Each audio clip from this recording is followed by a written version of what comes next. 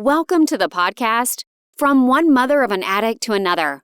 This is a space of sharing heartfelt personal experiences, insightful thoughts, and powerful suggestions, which can hopefully assist and offer strength navigating your journey alongside a loved one facing addiction and mental illness.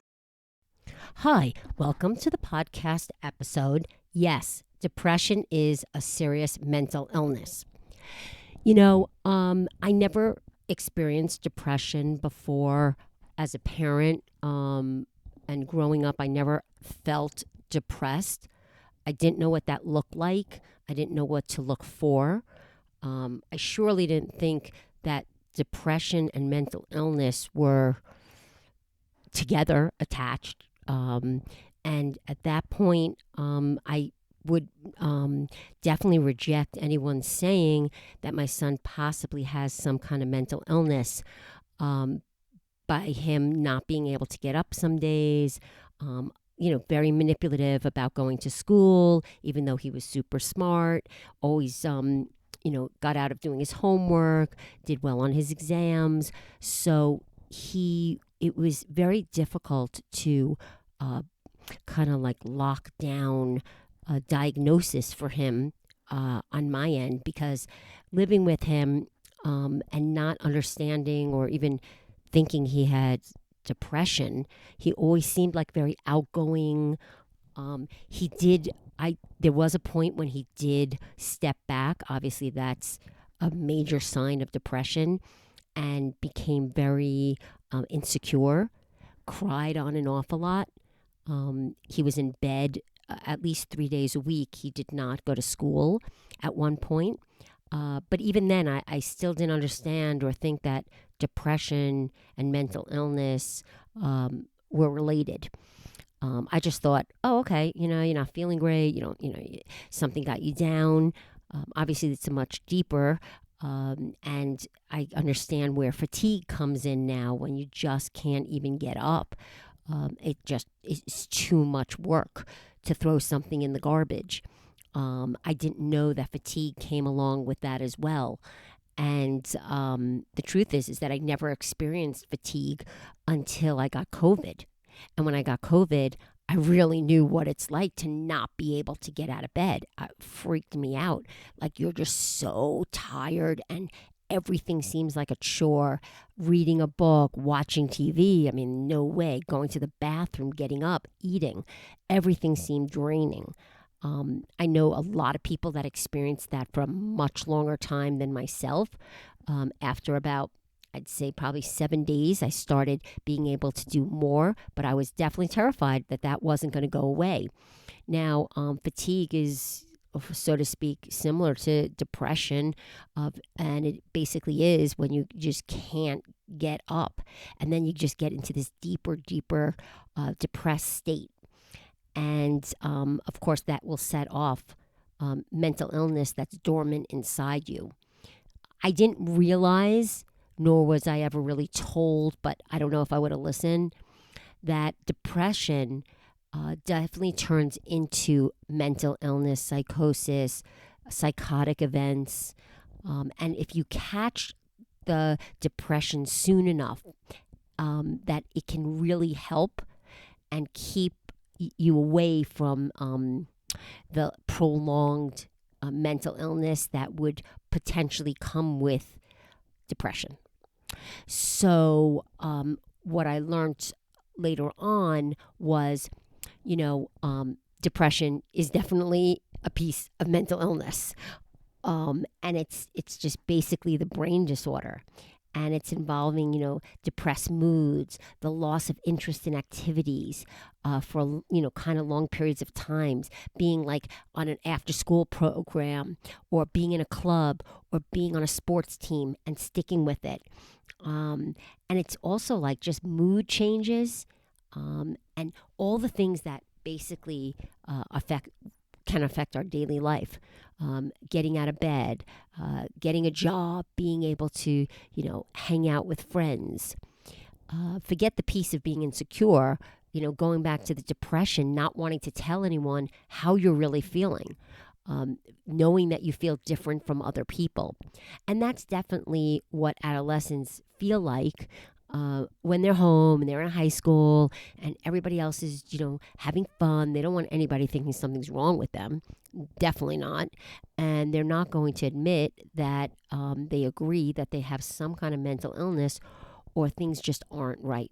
It takes a very confident person with that type of personality to be able to express what they're going through and that they don't feel good about themselves and that they feel very heavy and they can't get out of it.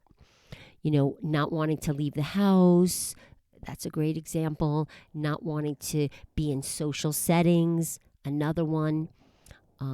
Feeling not confident in your own personality, what you have to offer others, feeling depressed about like the weight of making choices, the life that you want to lead. These are all heavy, very heavy, hard things.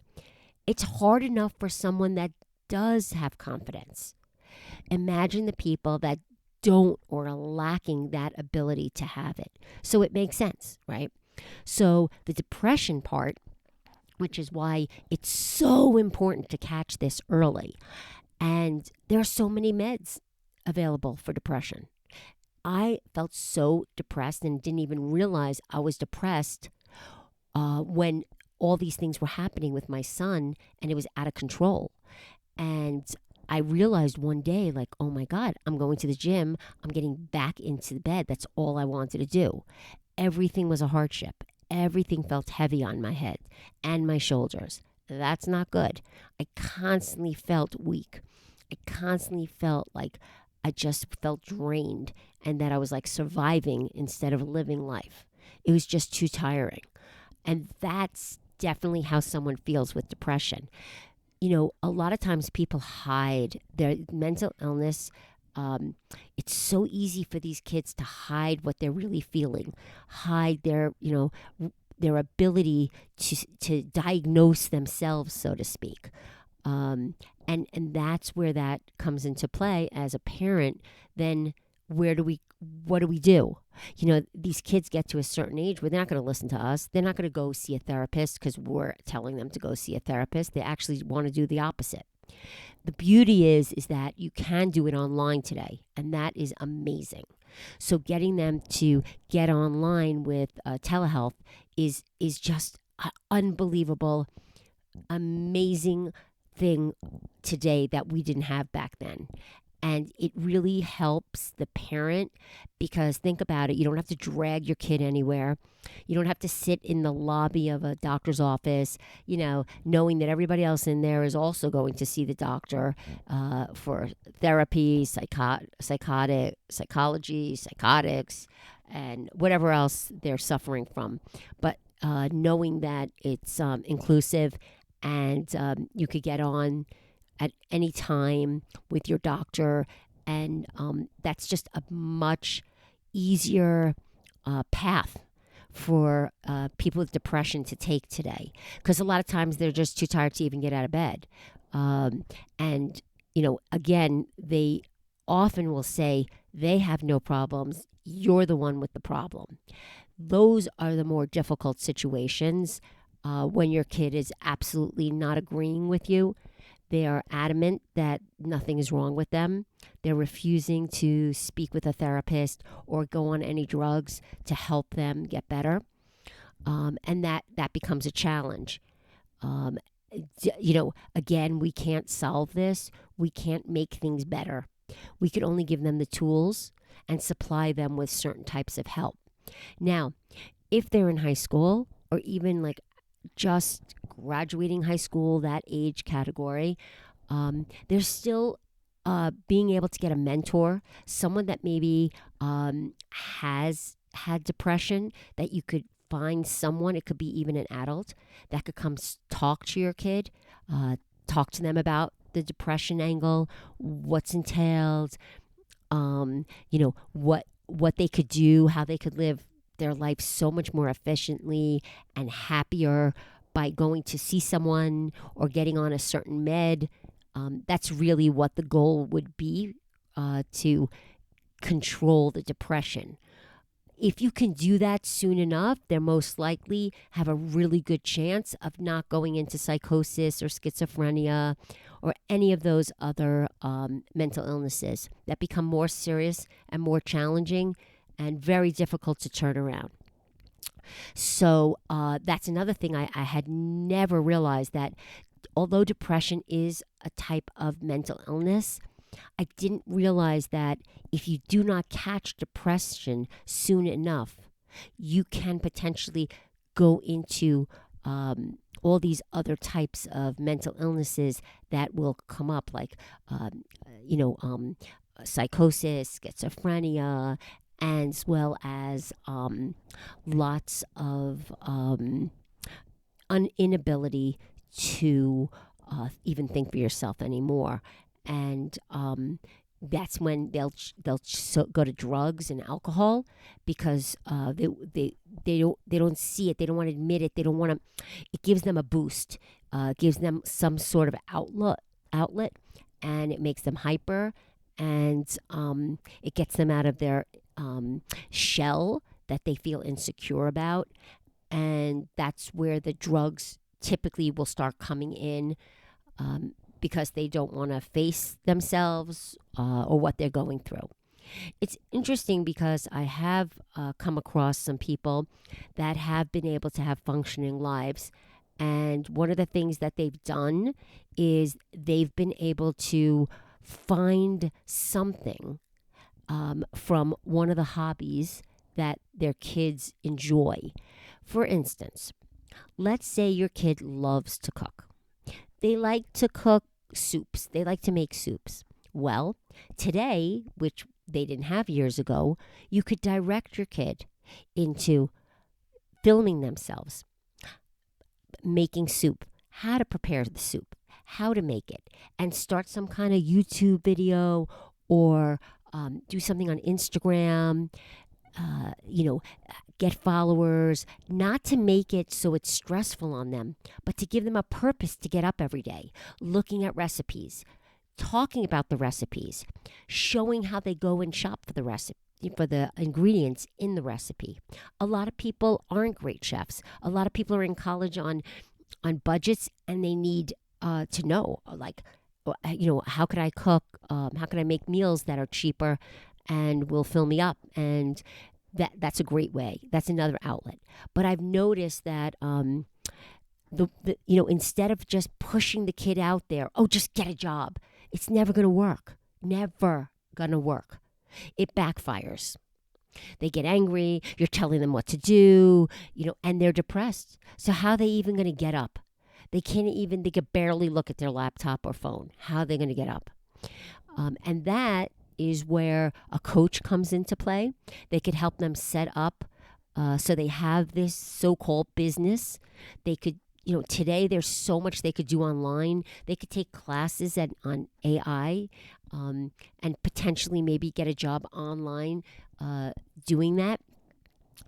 And those are the things that we as parents can help them with. But they have to decide what that's going to be, what they enjoy. Do they love watching baseball? Do they like sports, or they like exercise? All kinds of things that they could focus on. But you got to focus on something that you love and have a passion about. That's the only way this works. And if you find what their talents are, sometimes their talents are not what they really like, but their talents are so amazing that could get them into doing something like playing the piano for somebody online and hooking them up with people that potentially are looking to do the same thing as themselves, learning from each other, taking a class online related to starting some kind of business, and that is something that a coach can help with, or a parent. But none of that can happen unless they're able to admit to themselves they're depressed, they don't know what to do, they need help. If they don't get to that point where they're asking for help, then yes, you start getting involved. we need to get a therapist online. Let me get someone that's going to talk to you. You don't have to drag them anywhere, so it's so much easier. And then they're online, and they hopefully will take the medicine that the doctor will prescribe to them, and they will hopefully feel better and have fewer side effects. But like everything, you don't know what the side effects are going to be, and obviously you want the best for your kid, but side effects are better than being depressed. And that is something that everyone should be on the same page. You should be able to speak about that in front of everyone in your family. I remember years ago, depression was definitely something people were embarrassed about. Again, I didn't even know what depression looked like. If you've never had anyone around you that's been depressed, then you won't understand it either. And that's why, the only signs that I know are the ones that I'm telling you. Like, so the fatigue is so bad that they start living like their car is disgusting. They can't even put something in the garbage. They live in dirt, and they live unhealthy. They don't brush their teeth. They don't shower. They wear the same clothes. They wear worn clothes, holes. They don't care. It's too exhausting to think about it. Those are definitely signs. They can't get out of bed. Lots of excuses. They're staying in their room longer. They have no direction. They are sleeping all hours. They're up all night. They have bad routines. Could be eating, could be overeating, and then you're seeing bottles of Jack Daniels under their bed that have been used. Those are definitely obviously signs that they've now gone from being depressed to drinking. And then the next step will be pod or some kind of pill that's going to give them that upper, because they feel so crappy, and all of a sudden they're realizing, ooh, maybe that will make me feel better. And then when it does, for that slight moment or 10 hours or 5 hours, they like that feeling, and then they'll continue. I think that, again, when I look back, I know I can't change anything, but I know it was very difficult to get him to a therapist. I remember the psychiatrist telling me that mentioning bipolar, I was like, I didn't want to hear it. I didn't even know what that is or what that was. And I wasn't ready to even understand it. And I was like, okay, he's a kid. He is obviously just, not pushing himself to go to school. And, I think this guy is totally exaggerating. But you know what? He was right. And I was wrong. So it probably is worth listening to a psychiatrist that has seen this many times over and understanding where they're coming from. And that's another thing. When these come out, the bipolar comes out, or the depression, it's the start of it. And if you could catch it soon enough and acknowledge right then and there, ooh, it's like that change in their life, their personality, the things they enjoy, they don't enjoy anymore. They seem very sad. They don't really have many interests. That's definitely a sign. And I guess at the end of the day, I never really thought that depression was mental illness. And I'm sure a lot of people that are listening didn't think so either. But then, in fact, it is. And again, it's an illness. They don't mean to not throw out the garbage. They don't mean to not clean their room. They don't mean to not brush their teeth. They physically and emotionally cannot do it because it just weighs that much on them. And I remember that time when I saw my son's car, it was literally a garbage pail, the entire car. I couldn't believe it. And then when I had tried to save him from, before he went to his third rehab, the room he was in was so disgusting, it wasn't even livable. And those are sure signs that it's definitely depression that has gone now into mental illness, and the fatigue that's there, and inability to manage their lives at the moment. But when the depression is taken care of and acknowledged soon enough, and you don't let your kid manipulate you, and you don't let someone convince you otherwise, except listening to the experts, because we're not experts as parents. I mean, unless you're a psychiatrist, you would know. I don't know.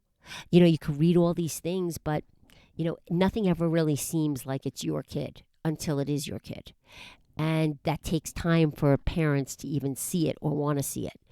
And that's why people from the outside are so important, to be involved and to help in with these issues and the mental health part, because you can't possibly be able to look inside when you're inside the family.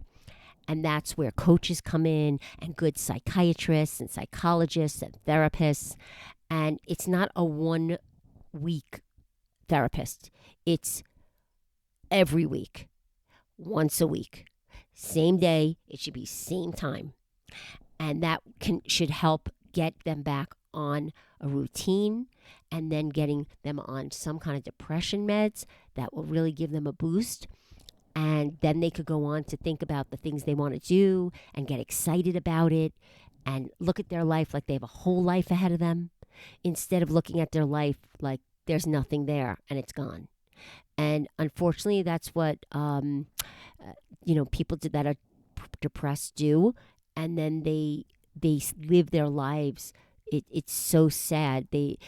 Every day becomes just another day of them feeling crappy about themselves and having no will to do anything and not even look at life like it's life. It's just they're surviving. And that we don't want anyone to feel, because it's a shame. There's so much opportunity in this world, and so much happiness, and so much we could do for ourselves and our family and our loved ones, and so much to be a part of, that they miss out so much because they also withdraw from the family. They want nothing to do with anyone. They blame everyone else because they don't even want to admit that they have depression. They can't get out of bed. They don't want to acknowledge that they haven't brushed their teeth or taken care of themselves in years. They don't care what they look like, and they don't care what you think they look like. So that's why parents definitely need to stand down when it comes to this. But you do need to realize that, yes, being depressed is a piece of mental illness. And that is something to think about, because if you have a kid in your home now that doesn't come out of their room, they might not be taking drugs, but they don't come out of their room. They don't really socialize much. They don't talk much even within the family, and they're just there. It's like, it's worse than failure to launch. It's they need help now, and you need to get on that, because they're not able to do it for themselves. And before they do start, doing drugs and going in for another outlet, that's the time when you could, get involved. Because if they're staying in their room all the time and sleeping till 3 p.m, you got a problem. Or they're getting up, going into the kitchen, they walk around the house a little bit, they go back in their room, and that's it. Bad, not good. So those are just things to look for. I hope this has helped. Mental illness is something very, very serious, and depression is definitely a part of that. I hope this helps, and stay strong. Thanks for tuning in. I trust this episode brought you insight and strength, offering valuable coping strategies. Stay connected with weekly content, plus follow if you enjoyed, and be sure to journal for your own self-care.